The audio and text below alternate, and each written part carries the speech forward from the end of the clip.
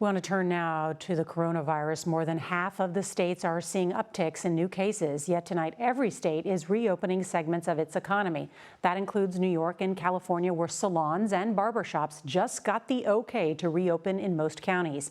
CBS's Meg Oliver reports tonight from the one-time epicenter of the virus, New Rochelle, New York. Meg?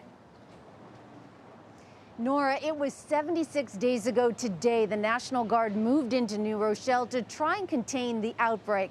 Today, Main Street started to slowly reopen, and on Wall Street, traders were allowed back on the floor for the first time since March.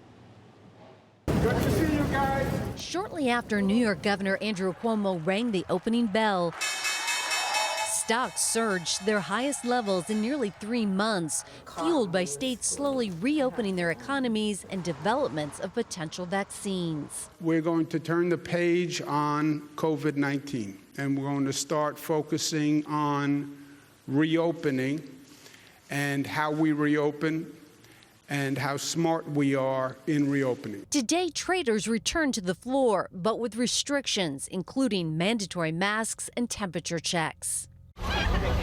Over the Memorial Day weekend, coast to coast, thousands flocked to beaches, marking the unofficial start of summer. In Missouri, health officials are now asking these partygoers at the Lake of the Ozarks to self-quarantine for 2 weeks. Thank God we're at this point.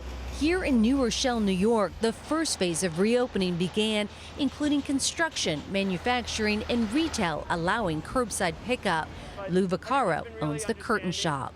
Today is a great day. We've been waiting for this for, I guess, a couple of months now. Across the country, at least 27 states are seeing an increase in the average number of new cases compared to 2 weeks ago.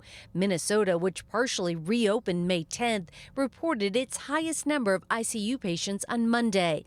In Alabama, where the stay-at-home order was lifted nearly a month ago, cases and deaths in Montgomery County have doubled over the last 2 weeks. I don't think that it helped for us to ease restrictions in the state of Alabama, because I believe that also led to a false sense of security that this was over. The outbreak isn't over in Los Angeles County either, where they just recorded their highest number of new cases in a day. Dodger Stadium now serves as the county's largest testing site. Meanwhile, sports leagues are announcing their returns. The National Hockey League says they will resume play this summer. And a big announcement from Apple. They plan to reopen almost half of their U.S. stores by the end of the week. Face coverings and temperature checks will be required at the door. Nora? A sign of the changing times. Meg Oliver, thank you.